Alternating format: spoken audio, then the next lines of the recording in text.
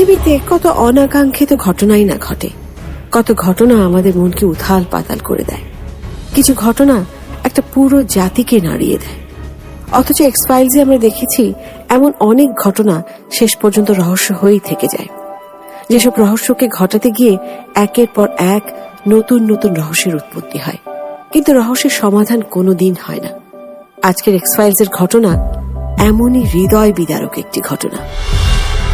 15 মে 2008, Noida, flat number L32। দেয়ালে ঘেরা একটা ফ্ল্যাটের ভেতরে সেই দিন এমন কিছু ঘটে যা শুনে মানুষ কেঁপে ওঠে। আচ্ছা, কি ঘটেছিল সেদিন সেখানে? এই ফ্ল্যাটেই সেদিন ঘটেছিল ভারতের সব থেকে চাঞ্চল্যকর, সব থেকে রহস্যময় একটি খুন। 14 বছর বয়সী একটি মেয়ে, আরুষি তলবার। সেই দিনটা হয়তো তার জীবনের অন্য সব দিনগুলোর মতো স্বাভাবিকই ছিল, কিন্তু সেই রাতটা তার জীবনে নেমে আসে নিকষ কালো অন্ধকারের মতো। নিজের ফ্ল্যাটে নির্মম ভাবে খুন হয় আরুষি, যেই খুন এখনো পর্যন্ত অমীমাংসিত। 16 মে সকালবেলা আরুষির লাশ তার ঘরে তার বিছানায় পাওয়া যায়।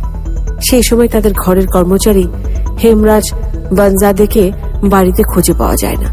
সুতরাং প্রাথমিক সন্দেহ সবাই হেমরাজকেই করে। পুলিশ ভেবেই নেয় এটি একটি ওপেন অ্যান্ড শাট কেস। তারা হেমরাজকে খোঁজা শুরু করে আশেপাশে সব জায়গায়। হেমরাজের গ্রামে কোথাও তাকে খুঁজে পাওয়া যায় না। তখন সবাই ধরেই নেয় হেমরাজ খুন করে পালিয়েছে। কিন্তু পুলিশের সব সন্ধান, সব সন্দেহ বিফলে যায় যখন 2 দিন পরে হেমরাজের লাশ তালবার বাড়ির ছাদে খুঁজে পাওয়া যায়। পুরো দেশ যখন আরুষি তলবার হত্যাকাণ্ড নিয়ে উৎসুক ছিল, সবাই হেমরাজকে দ্রুত খুঁজে তার শাস্তি চাইছিল, ঠিক তখন সেই বাড়ির ছাদেই হেমরাজের লাশ পাওয়াতে থমকে যায় দেশ। আরুষির খুন একটি গোলক ধাঁধায় পরিণত হয়, যা আজ পর্যন্ত অমীমাংসিত রয়ে যায়। 15 মে রাতে যখন আরুষি খুন হয়, তখন বাড়িতে আরুষি এবং হেমরাজ ছাড়াও আরো 2 জন ছিল। তারা হলো আরুষির মা ডক্টর নুপুর তলবার এবং বাবা ডক্টর রাজেশ তলবার। এই হত্যাকাণ্ডের এতটুকু গল্প তো সবাই জানে, কিন্তু আসল প্রশ্ন এটা যে ভাগ্য আরুষির মৃত্যুর তারিখ 15 মে রাতেই তৈরি করে, নাকি তার অনেক আগে থেকেই এই পরিকল্পনা করা হয়। আরুষি তলবার দিল্লির পাবলিক স্কুলে পড়তো এবং 15 মে সকালে দিল্লি পাবলিক স্কুলের অন্যান্য সব বাচ্চাদের মতো আরুষিও অনেক খুশি ছিল, কারণ 16 মে থেকে গ্রীষ্মকালীন ছুটি শুরু হতে যাচ্ছিল।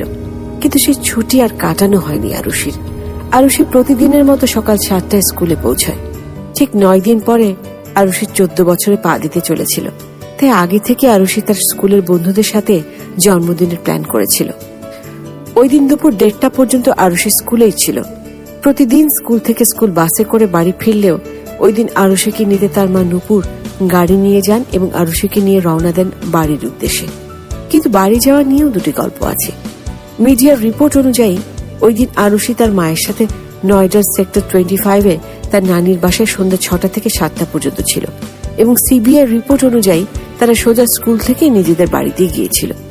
তারা 2 জন বাড়িতে আসার কিছুক্ষণ পরে দুপুরের খাবারের জন্য টেবিলে একত্রিত হয় এবং ওই সময় আরুষির চাচি বন্দনা তলবারও বাড়িতে উপস্থিত ছিলেন।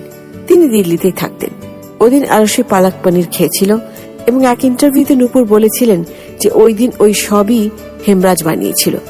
খাবারের একটু পরে অর্থাৎ 4:30-এর দিকে নুপুর তলবার নয়ডার সেক্টর 27-এ ফর্টিস হসপিটালের জন্য রওনা দেন, যেখানে তিনি ডেন্টিস্ট ছিলেন, এবং তারপর বাড়িতে শুধু আরুষি এবং কর্মচারী হেমরাজই উপস্থিত ছিল।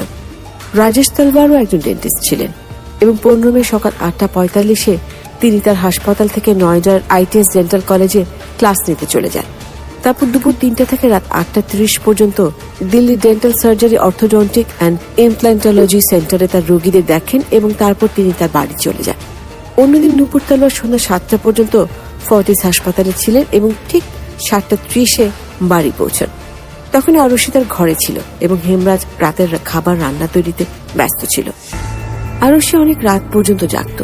তার ফোন লগ থেকে জানা যায় যে রাত 12টার পরে তার মোবাইলে মেসেজ আসতো অথবা প্রায় সে কোনো মোবাইলে কথা বলতো। কিন্তু 15 মেতে হঠাৎ 9:10 তার ফোন বন্ধ হয়ে যায়।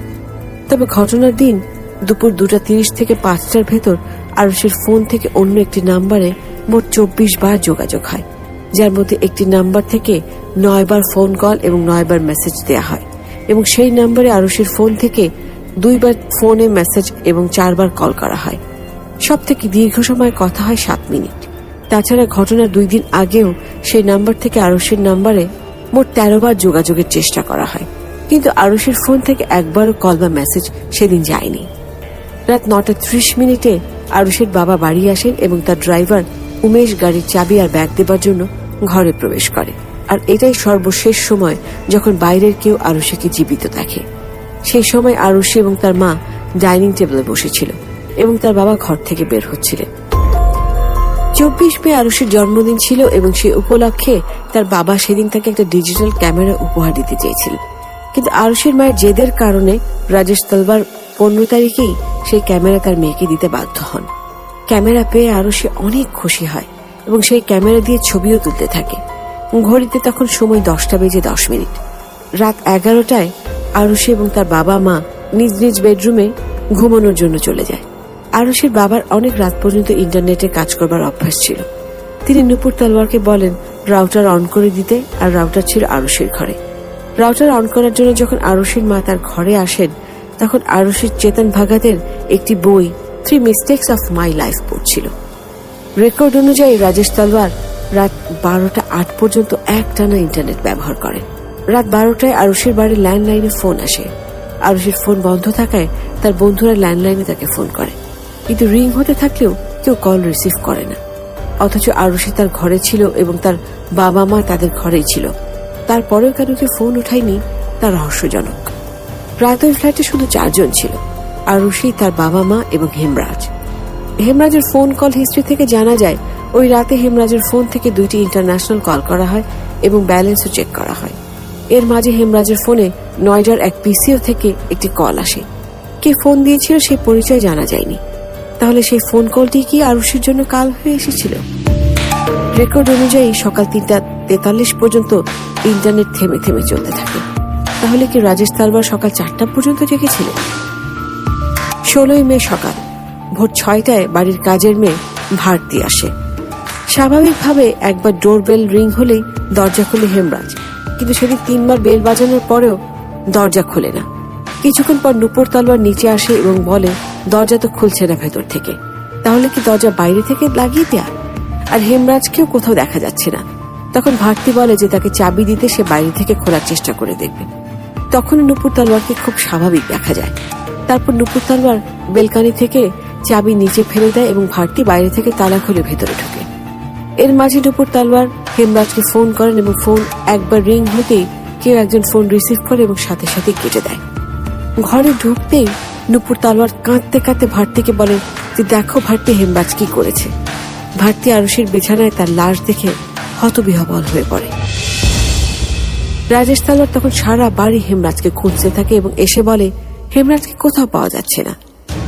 লক্ষ্য করার বিষয় হচ্ছে আরুষির ঘর নিয়মিত লক করা থাকতো এবং চাবি নূপুর তলওয়ারের টেবিলে থাকতো, কিন্তু পুলিশ তদন্তে নূপুর তলওয়ার বলেন যে সেদিন দরজা লক করা ছিল কি না মনে নেই।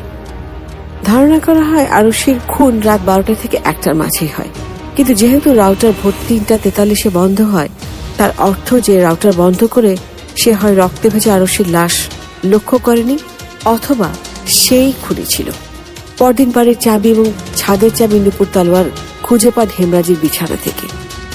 তলওয়ার বাড়ির কোনো আলাদা চাবির সেট ছিল না, কিন্তু দরজা বাইরে থেকে তালা দেয়া ছিল। তার অর্থ স্পষ্টভাবে অন্য কারোর কাছে নকল চাবি ছিল, কিন্তু কে সে?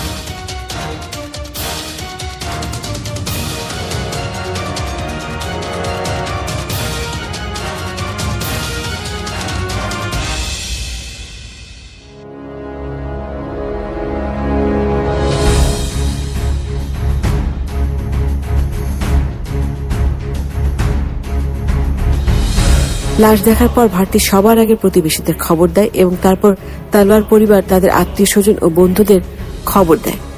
তাদের মাঝে সর্বপ্রথম বাড়িতে উপস্থিত হয় নূপুর তলওয়ারের মা এবং বাবা। তারপর তলওয়ার পরিবার নয়ডার সেক্টর 20 পুলিশ স্টেশনে ফোন দেন এবং পুলিশ আসলে বলেন যে হেমরাজ খুন করে পালিয়ে গেছে। লাশকে তৎক্ষণাৎ ময়নাতদন্তের জন্য পাঠিয়ে দেওয়া হয়। আর এরই মাঝে বাসায় আসে রাজেশ তলওয়ারের বন্ধু ডক্টর রাজীব কুমার এবং কে কে গৌতম। কে গৌতম পূর্বে ইউপি পুলিশে ছিলেন এবং তার কাছে ডক্টর তলওয়ারের স্বভাব কিছুটা অস্বাভাবিক ছিল। আশপাশের মানুষ জড়ো হতে থাকলে একটি চাঞ্চল্যকর বিষয় সামনে আসে। ফ্ল্যাট থেকে ছাদে যাওয়ার সিঁড়িতে রক্তের দাগ এবং রক্তে ভেজা পায়ের ছাপ দেখা যায়। ছাদের দরজা যা কিনা বন্ধ ছিল তার হ্যান্ডেলেও রক্তের ছাপ পাওয়া যায়। ডক্টর তলওয়ারের বন্ধুরা তার কাছে ছাদের চাবি চাইলে তিনি কোনো কথা না বলে একেবারে চুপচাপ ফ্ল্যাটে ফিরে যান, যা একেবারে অস্বাভাবিক ছিল।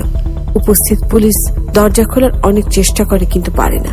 এ নিয়ে পুলিশ ডক্টর তলওয়ারকে কিছু বললে তিনি শুধু একটা কথাই বলেন যে তারা বাড়িতে তদন্ত করে শুধু শুধু সময় নষ্ট করছে, তাদের হেমরাজকে খোঁজা উচিত। হেমরাজই খুন করে পালিয়ে গেছে। 43 বছর বয়সে হেমরাজ নেপালের অধিবাসী ছিল এবং দীর্ঘ 1.5 বছর যাবৎ তালওয়ার পরিবারে কাজ করছিল। তার পরিবার নেপালেই থাকত এবং এর আগে সে দিল্লিতে অটো চালাত। তালওয়ার পরিবারের আগের কর্মচারী বিষ্ণুই তাকে কাজে রেখেছিল। দুপুর 2:30-এ আরশের লাশ ময়না তদন্ত শেষে বাড়িতে আনা হয় এবং আধ ঘন্টা পরেই লাশকে নয়ডার শ্মশানঘাটে নিয়ে যাওয়া হয়। আর এর মাঝেই তাদের গৃহকর্মী খুব দ্রুত ঘরের রক্ত লাগা জামা কাপড় গোটাতে শুরু করে এবং বিভিন্ন স্থানে লেগে থাকা রক্ত ধুয়ে মুছে পরিষ্কার করার কাজে লেগে পড়ে। ময়না তদন্তে দেখা যায় আরুষিকে প্রথমে ভারী কিছু দিয়ে কপালে 2বার আঘাত করা হয় এবং তারপর মৃত্যু নিশ্চিত করার জন্য ধারালো ছুরি দিয়ে গলা কেটে দেয়া হয়। খুনের পর খুনি রক্তে ভেজা চাদর নিয়ে বের হয়ে আসে, আর যেহেতু তালওয়ার বাড়ির ছাদে তালা দেয়া ছিল তাই খুনি চাদর প্রতিবেশীর ছাদে ছুঁড়ে ফেলে দেয়। তখনও পর্যন্ত সন্দেহ হেমরাজের উপরেই ছিল, কারণ হেমরাজ এখনো উধাও এবং যদি সে আরুষির সাথে কিছু নাই করে থাকে তাহলে সে পলাতক কেন থাকবে? আর সব থেকে বড় প্রশ্ন, হেমরাজ কেন আরুষিকে খুন করবে?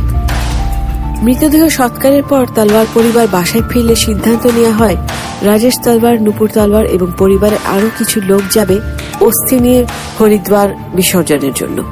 রাতে 10টায় তারা রওনা হয়ে যায়, কিন্তু দীনেশ তালওয়ার বাড়িতেই থেকে যায় এবং তিনি কে গৌতমকে বলেন যে তিনি যেন পুলিশকে ডেকে ছাদের দরজা খোলে। কে গৌতম সিঁড়িতে স্পষ্ট রক্তের দাগ এবং দরজার কাছে কাউকে টেনে নিয়ে যাবার ঘষা দাগ দেখেন এবং পুলিশকে ফোন দেন। পুলিশ এসে যখন দীনেশ তালওয়ারের কাছে চাবি চান তখন তিনিও বলেন যে চাবি নেই এবং তালা ভাঙার সিদ্ধান্ত নেওয়া হয় এবং তালা ভেঙে ছাদে যেতেই সবাই হতবাক হয়ে যায়। ছাদে হেমরাজের মৃতদেহ দেখা যায়। দরজা থেকে লাশ টেনে নিয়ে যাওয়ার রক্তের স্পষ্ট দাগ দেখা যায়। লাশ চাদর এবং কুলারের ঢাকনা দিয়ে ঢাকা ছিল। যে পাশে লাশ ছিল সে পাশের দেয়ালে একটি ডাবল বেডশিট দিয়ে রাখা হয়েছিল যাতে পাশের ছাদ থেকে কোনোভাবে লাশ দেখা না যেতে পারে। মে মাসের প্রচন্ড গরমে লাশ পচে যেতে শুরু করেছিল। তখনও পর্যন্ত ছাদে বা বাড়িতে উপস্থিত কেউ বুঝতেই পারছিল না লাশটা কার। পুলিশ দীনেশ তালওয়ারকে বলেন রাজেশ তালওয়ারকে ডাকতে, কিন্তু তিনি বলেন যে রাজেশ হরিদ্বারের জন্য বেরিয়ে গেছেন এবং এতক্ষণে হয়তো অনেক দূর পৌঁছে গেছেন, সুতরাং এখন ফিরে আসা সম্ভব না। আর এরই মাঝে দীনেশ তালওয়ার ডক্টর রাজেশ তালওয়ারকে লাশের কথা বলেন আর রাজেশ তালওয়ার ফিরেও আসেন। কিন্তু হয়রান করে দেওয়ার বিষয় হচ্ছে যে রাজেশ তালওয়ার বলেন তিনি চিনতে পারছেন না এই লাশ কার। এখন পুলিশের কাছে চ্যালেঞ্জ এই লাশের পরিচয় খুঁজে বের করা। এমন সময় পুলিশের চোখ দেয়ালে একটি চিহ্নের দিকে পড়ে, রক্ত দিয়ে একজন মানুষের হাতের ছাপ। হয় এই ছাপ লাশের হাতের কিংবা খুনির হাতের। যে কুলারের ঢাকনা দিয়ে লাশ ঢাকা হয় তার পানি দিয়ে খুনি নিজের হাত ধোয়। এসব কিছু চলতে চলতে ছাদে এসে হাজির হয় হেমরাজের বন্ধু, আর সে লাশ দেখার সাথে সাথে চিৎকার করে কেঁদে ওঠে আর বলে এটা তো হেমরাজ। সবাই হতবাক হয়ে যায়। রাজেশ তালওয়ারের সন্দেহ ভুল প্রমাণিত হয় এবং পুলিশের থিওরি অকেজো হয়ে যায়। সাথে সাথে রাজেশ এবং দীনেশ তালওয়ার ছাদ থেকে নিচে নেমে গাড়িতে উঠে পড়ে যেখানে আগে থেকেই নুপুর তালওয়ার বসা ছিল এবং তারা আবার হরিদ্বারের জন্য রওনা দিয়ে দেয়। প্রথম আশ্চর্য হওয়ার বিষয় হচ্ছে হেমরাজের বন্ধু দেখেই তাকে চিনতে পারলেও রাজেশ তালওয়ার তাকে চিনতে পারল না কেন, যদিও তার বাসায় হেমরাজ প্রায় 1.5 বছর থেকে কাজ করছিল। আর দ্বিতীয় বিষয় হচ্ছে লাশ শনাক্ত হবার সাথে সাথে তারা কিছু না বলে সেখান থেকে চলে যায়। হেমরাজের খুনও ঠিক সেভাবেই হয় যেভাবে আরুষির হয়েছিল, প্রথমে মাথায় আঘাত, তারপর গলা কেটে দেওয়া। পার্থক্য কেবল এতটুকু যে আরুষির আঘাত কপালে ছিল আর হেমরাজের আঘাত মাথার পেছনে। এখন পুলিশের কাছে প্রশ্ন, খুনি একজন নাকি দুজন? খুনি একজনও হতে পারে, আবার রাজেশ তালওয়ারের কথা মতো আরুষির খুন হেমরাজ করতে পারে এবং তারপর হেমরাজের খুন অন্য কেউ করে থাকতে পারে। তবে আরুষের ঘরে হেমরাজের রক্ত পাওয়া যায়নি, অর্থাৎ সেখানে হেমরাজ খুন হয়নি। আবার ফ্ল্যাট থেকে ছাদে যাবার সিঁড়িতে রক্তের দাগ ঘষা আছে, তার অর্থ ছাদেও হেমরাজের খুন হয়নি। এখন খুনের সন্দেহ তিন দিকে যায়। প্রথম সন্দেহ বাইরের কেউ, দ্বিতীয় সন্দেহ ঘরে উপস্থিত মানুষের উপর, এবং তৃতীয় সন্দেহ হেমরাজের বন্ধু যারা মাঝে মাঝে আসা যাওয়া করতো সেই বাড়িতে। বাইরের কারোর ওপর সন্দেহের থিওরি বেশিক্ষণ চলে না, কারণ তলওয়ার বাড়িতে বাইরে থেকে ঢোকার কোনো উপায় নেই এবং খুনের দিনে ভেতর থেকে ঘর বন্ধ ছিল।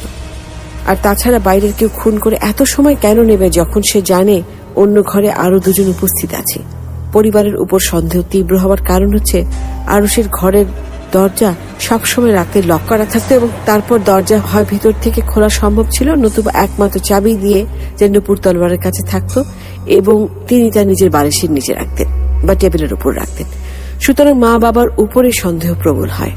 সিবিআই রিপোর্ট অনুযায়ী আরুষের ঘরের চাবি পরের দিন দুপুরে লবিতে পড়ে থাকতে দেখা যায় এবং তার মা বাবার স্বীকারোক্তি অনুযায়ী ঘটনার দিন রাতে তারা আরুষের ঘর লক করেছিল কিনা সেটা তারা মনে করতে পারছেন না এবং পরদিন সকালে তারা আরুষের ঘরের দরজা খোলা পায়।